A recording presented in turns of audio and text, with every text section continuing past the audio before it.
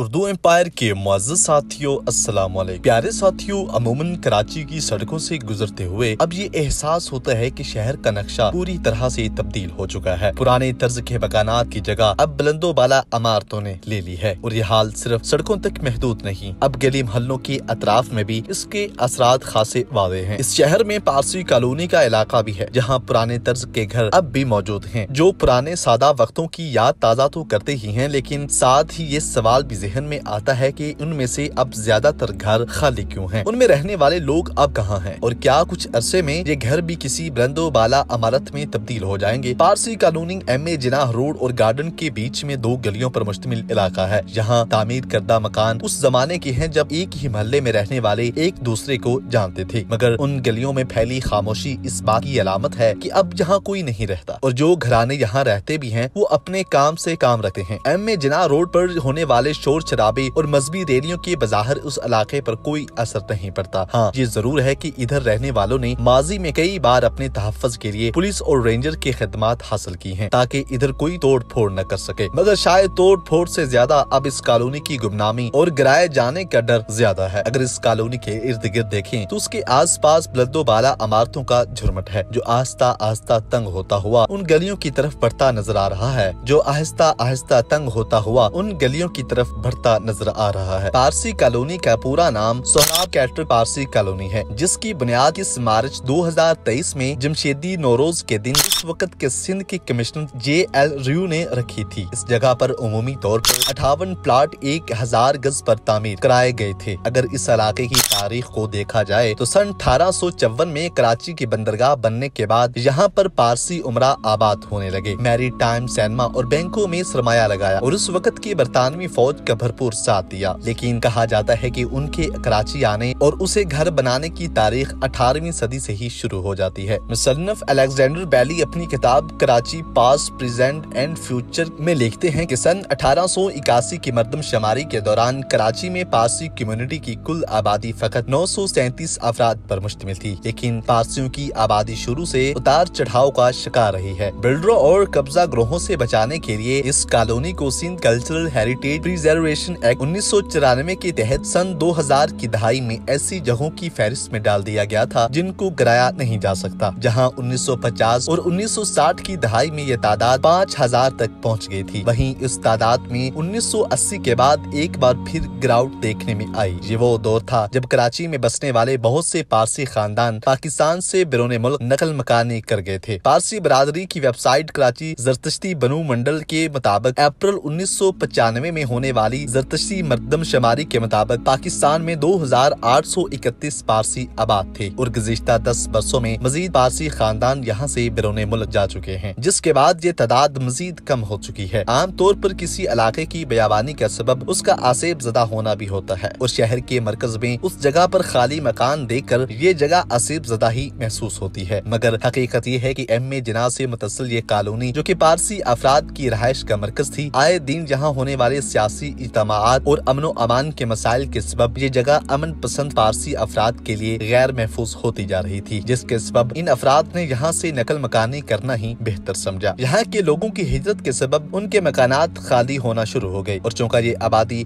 सिर्फ पारसी लोगों के लिए मुख्तस है, तो इस वजह से दूसरी कौमियत के लोगों ने यहाँ रहायश इख्तियार नहीं की, जिसकी वजह से इस आबादी के ज्यादातर मकानात अब खाली हैं और मकीनों के मुंतजर हैं। शहर के मरकज में ये मौजूद ये आबादी और इसके बड़े मकानात इस कौम के तर्ज ताबीर की एक झलक दिखाते हैं। यहाँ मौजूद खुले रास्ते, खूबसूरत बागात और हसीन फवारे, सब कुछ इस बात का सबूत है कि यहाँ के रहने वाले लोग हसीन तरीन और ज़ौक़ हामिल थे। अब जबकि शहर में अमनो अमान की सूरत हाल बेहतर हो चुकी है, तो ये उम्मीद की जा सकती है कि हुकूमत ऐसे इक़दाम करे ताकि पारसी कौम दोबारा से वापस आ जाए और इस शहर की इस आबादी को दोबारा से आबाद कर सके। जी तो प्यारे साथियों, आज की वीडियो में महज इतना ही। हमें हमेशा की तरह पूरी उम्मीद है कि वीडियो आपको पसंद आई होगी। वीडियो अच्छी लगे तो लाइक करके हमारी हौसला अफजाई कीजिएगा। अल्लाह निगहबान।